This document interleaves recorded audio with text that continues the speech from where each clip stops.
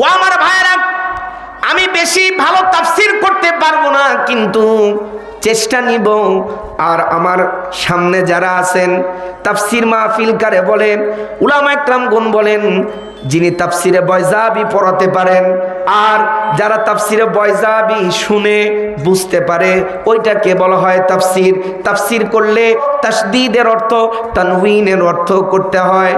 একটু শুধু বুঝাই দেই একটা অর্থ, বুঝাবো নাকি? বুঝাবো? তাফসীর এটা অনেক কঠিন জিনিস, এটা সহজ না। কিন্তু আমরা যেটা করি এটা হলো ওয়াজের মধ্যে একটু কোরআনের আয়াত ঘটনা দিয়ে ওটারে তাফসীর চালায় দে, ওইটার নাম কিন্তু তাফসীর না। তাফসীর কারে কয়? এক আয়াত দিয়ে বুঝাই দে। এখন একটু দাঁড়ান, সূরা বাকারার আল্লাহ তাআলা শুরুর দিকে রব্বুল আলামিন বলছেন, ওয়াস্তাঈনু বিস-সাবরি ওয়াস-সালাত। আমার সঙ্গে একটু পড়ুন। যারা কোরআন পড়তে পারেন, যারা কোরআন তেলাওয়াত করতে পারেন, আমার সঙ্গে একটু পড়েন, ওয়াস্তাঈনু বিস-সাবরি ওয়াস-সালাত। আপনারা পড়তে পারেন না? যদি কোরআন না পড়তে পারেন অসুবিধা নাই, ঠোঁট নাড়াবেন, পড়ার ভান করবেন। এটা একটা দারসিয়াতের জায়গা। ছাত্র, তার কোনো ভুল নাই। জোরে বলেন আলহামদুলিল্লাহ। জোরে জোরে জোরে জোরে। ছাত্রে কোনো ভুল, সে যদি ভুলও পড়ে, তাহলে যে ব্যক্তি শুদ্ধ পড়ে, আল মাহিরু বিল কোরআন, কোরআন যে শুদ্ধ পড়ে তার প্রতি অক্ষরে নেকি 10। আর যে ব্যক্তি কোরআন পড়তে আটকায় যায়, জড়ায় যায়, কিন্তু শুদ্ধের প্রক্রিয়া আছে, ওয়ালাইহি শাকুন ওয়া ইয়াতাতাআতা ফালাহু আজরান, আল্লাহ তার জন্য 10 নেকি দেয় নাই, আল্লাহ তার জন্য ডবল নেকি আল্লাহ তাআলা দিয়ে দিয়েছেন। সুবহানাল্লাহ। একটু খালি আমি তাফসীর কারে কয় আর তাওয়িল কারে কয় এটা বুঝায়া আমি তারপরে আমার মূল আলোচনা শুরু যাব। 2 ঘন্টার আগে এই মাহফিল শেষ হবে না। এদিকে আপনারা চলে যাবেন? জোরে বলে চলে যাবেন? আল্লাহ তাআলা কবুল করুক। সকলে বলুন আমিন। আরো জোরে বলেন আমিন। সূরা বাকারার 45 নং আয়াত। কত নং? জোরে বলেন কত? 45। সূরা বাকারার 45 নং আয়াতে কারিমার মধ্যে রব্বুল আলামিন বলেন, واستعينوا بالصبر والصلاة وإنها لكبيرة إلا على الخاشعين الله أكبر واستعينوا بالصبر والصلاة তোমরা আল্লাহ তাআলার কাছে সাহায্য চাও সবর এবং নামাজের মাধ্যমে ওয়া ইন্নাহা লাকাবীরাতুন আর নিশ্চয় এটা অনেক বড় অনেক বড় অনেক বড় ইল্লা আলাল খাশিঈন যারা মুমিন নন বিনয় নন তারা ছাড়া এটা তাদের কাছে অনেক বড়। এখন তাফসীর কারে কয় আর তাওয়িল কারে কয় দেখেন। তাওয়িল মানেও ব্যাখ্যা, তাফসীর মানেও ব্যাখ্যা। তাওয়িল কারে কয় দেখেন, আল্লাহ তাআলা বলছেন ওয়াস্তাঈনু বিস-সাবরি ওয়াস-সালাত, তোমরা আল্লাহর কাছে সাহায্য চাও নামাজ এবং সবরের মাধ্যমে। 2টা জিনিস বলেছেন, সবর এবং নামাজ, কিন্তু আল্লাহ তাআলা এর মার্জা এনেছেন। আল্লাহ তাআলা এটাকে বুঝাতে গিয়ে আল্লাহ তাআলা সর্বনাম ব্যবহার করেছেন একটা, হাব একটা। যদি আমি বলি আব্দুল্লাহ এবং আব্দুর রহমান দুজনে ভালো ছেলে, দুজন প্রতিদিন স্কুলে যায়, 2 জন না কয়ে যদি 1 জন কই তাহলে কিন্তু ব্যাকরণের খেলাফ হলো। আল্লাহ তাআলা 2টাকে বর্ণনা করতে গিয়ে হুমা ব্যবহার না করে আল্লাহ তাআলা হা ব্যবহার করেছেন। এর কারণটা কি? তাফসীর হলো 2টার মধ্যে যেটা সবচেয়ে উত্তম আফদালিয়াত নামাজ এবং সবরের মধ্যে উত্তম সবচেয়ে আফদাল নামাজ। এই হাটাকে আল্লাহ তাআলা ওই নামাজের দিকে ইশারা করেছেন। নামাজের মধ্যে সবরও আছে, যেমন আল্লাহ তাআলা কোরআনের মধ্যে বলেন মান আমিলা সালিহাম মিন যাকারিন আও উনসা ওয়া হুয়া মুমিন ফালানুহইয়ান্নাহু হায়াতান তাইয়্যিবা।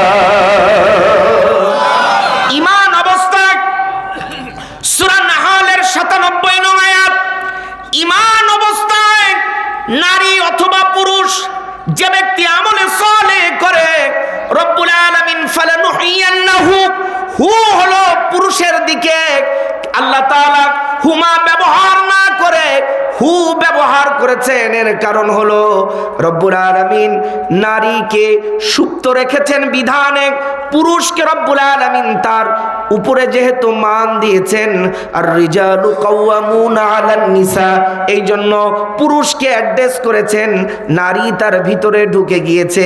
এটা হচ্ছে তাফসীর। আর তাওবিলটা কারে কয়?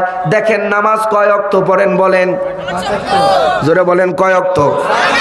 আয়াতের মধ্যে 5 ওয়াক্তের কথা আছে, জোরে বাতাস দাও একটু পড়েন। ওয়া ইন্নাহা লাকাবীরাতুন, ওয়া ইন্নাহা লাকাবীরাতুন, এই শব্দের মধ্যে 5 ওয়াক্ত নামাজ আছে, এটা তাওবিল। একটা হচ্ছে ইন্না, হরফে মুশাব্বাহা বিল ফেল। আল্লাহ এই শব্দের মধ্যে 5টা তাকিদ করেছেন, এর বেশিও না কমও না। ইন্না হরফে মুশাব্বাহা বিল ফেল। 2 নম্বর লাকাবীরাতুন, লাম একটা তাকিদ, 2টা হলো কাবীরাতুন, 2 জবর 2 জের 2 পেশ, একে কি বলে? আমার কথা কি খারাপ লাগতেছে? যদি এই তাফসীর না শোনেন তাহলে ঘটনা কব কিন্তু, তাহলে হ্যাঁ, তাহলে কিন্তু যদি এমনি তাফসীর না শোনে, সব ওয়াজ আছে ঘটনার, কোরআন থেকে কোরআন, শুধু হাদিস, শুধু কোরআন, যেটা শুনতে চান। তাহলে যদি বলেন যে যেহেতু তাফসীরুল কোরআন মাহফিল শুনবেন না, তাহলে ঘটনার দিকে চলে যাব, তাহলে কোনো অসুবিধা নেই। কোনটা এভাবে চলবে? তাহলে কথা বলতে হবে কিন্তু। সভাপতি সাহেব তাহলে একটু কথা বলতে বলেন। ইনশাআল্লাহ রাজি আছেন? লিল্লাহি তাকবীর। এই শব্দের মধ্যে 5টা তাকিদ।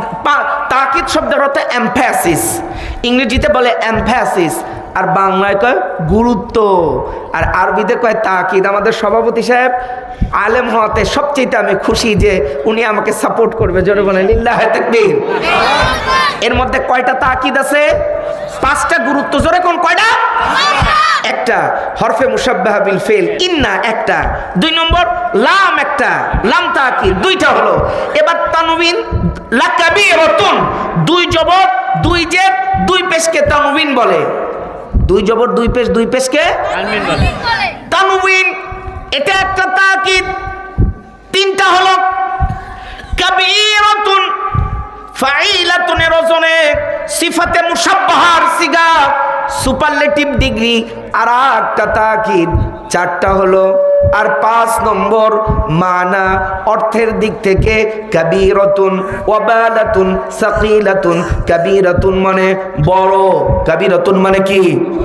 জোরে বলেন কি? অর্থের দিক থেকে আর একটা তাকিদ। মুফাসসিরিন একরাম বলেন এই শব্দের মধ্যে 5টা তাকিদের বেশিও নাই কমও নাই। একটা হরফে মুশাব্বাহা বিল ফেল, একটা তাকিদ। 2 নম্বর লাম তাকিদ, 3 নম্বর তানবিন তাকিদ, 4 নম্বর হচ্ছে সিফাতে মুশাব্বাহা সুপারলেটিভ ডিগ্রি একটা তাকিদ, আর 5 নম্বর অর্থের দিক থেকে তাকিদ। এই 5টা গুরুত্ব দিয়ে আমার আল্লাহ তাআলা 5 ওয়াক্ত নামাজকে বুঝিয়েছেন, ফজর, যোহর, আসর, মাগরিব, এশা। আমার আল্লাহ বলেন ওয়াস্তাঈনু বিস-সাবরি ওয়াস-সালাহ ওয়া ইন্নাহা লাকাবীরাতুন ইল্লা আলাল খাশিঈন। এই যে তোমরা নামাজ এবং ধৈর্যের মাধ্যমে আল্লাহর কাছে সাহায্য চাও, অবশ্যই এই নামাজ অবশ্যই অবশ্যই অবশ্যই অবশ্যই মুমিন ছাড়া অন্য সবার কাছে কঠিন। এই 5টা তাকিদ দিয়ে, গুরুত্ব দিয়ে আল্লাহ তাআলা এই 5 ওয়াক্ত নামাজকে বুঝিয়েছেন। এটার নাম হলো তাওহীদ। আমাদের ভারতীয় উপমহাদেশের মধ্যে মাজাহিরুল উলুম সাহারানপুর বিশাল বড় মাদ্রাসা, যেমন দারুল উলুম দেওবন্দ যেমন বড় মাদ্রাসা, এরকম ভারতীয় উপমহাদেশের মধ্যে সাহারানপুর এরকম একটা বড় মাদ্রাসা আছে। আমাদের বাংলাদেশের খ্যাতনামা আলেম মুহাম্মাদুল্লাহ হাফিজি হুজুর রহমাতুল্লাহ আলাই, বাংলাদেশের একজন আলেম যিনি তামাম বাংলাদেশে প্রেসিডেন্ট ইলেকশন করেছিলেন। নাম তার হাফিজি হুজুর রহমাতুল্লাহ আলাই। বটগাছ মার্কায় তিনি দাঁড়িয়েছিলেন। যারা প্রবীণ লোক আছেন তারা জানেন, আলেম ওলামা যারা জানেন, বয়স যাদের বেশি, বটগাছ মার্কায় হাফিজি হুজুর রহমাতুল্লাহ আলাই দাঁড়িয়েছিলেন। এই হাফিজি হুজুর রহমাতুল্লাহ আলাইর সরাসরি উস্তাদ, তার নাম মাওলানা এনায়েত এলাহি রহমাতুল্লাহ আলাই। তিনি মাজাহিরুল উলুম সাহারানপুরের মুহতামিম ছিলেন। হযরত মাওলানা এনায়েত এলাহি রহমাতুল্লাহ আলাইর পকেটের মধ্যে সব সময় দুইটা কলম থাকতো। একটা কলম মাদ্রাসার অর্থে কিনা, আর একটা কলম নিজের অর্থে কিনা। তিনি যখন মাদ্রাসার কাজ করতেন, মাদ্রাসার কলম দিয়ে তিনি কাজ সম্পাদন করতেন। আর তিনি যখন নিজের কাজ করতেন তখন মাদ্রাসার কলম ব্যবহার করতেন না, তখন নিজের টাকার অর্থ দিয়ে কেনা ওই কলমটা তিনি ব্যবহার করতেন।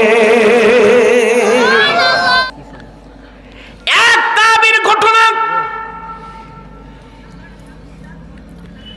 নাম তার সুলাইমান ইবনে ইয়াসার রহমাতুল্লাহ আলাই। মদিনার সাত সম্ভ্রান্ত শ্রেষ্ঠ ফকিহের অন্যতম একজন তাবি ছিলেন। নাম ছিল তার সুলাইমান ইবনে ইয়াসার রহমাতুল্লাহ আলাই। তিনি তার বন্ধুকে সাথে নিয়ে, তিনি তার এক সাথীকে বন্ধুকে সাথে নিয়ে হজের উদ্দেশ্যে রওনা করলেন। মদিনা থেকে মক্কায় আসতে মধ্যবর্তী জায়গার নাম হচ্ছে আবওয়া। এই আবওয়া নামক অঞ্চলের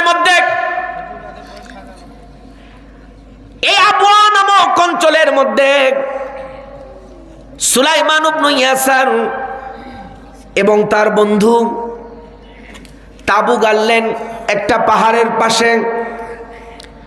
সকালবেলায় তার বন্ধু বাজারে চলে গেল বাজার করার জন্য।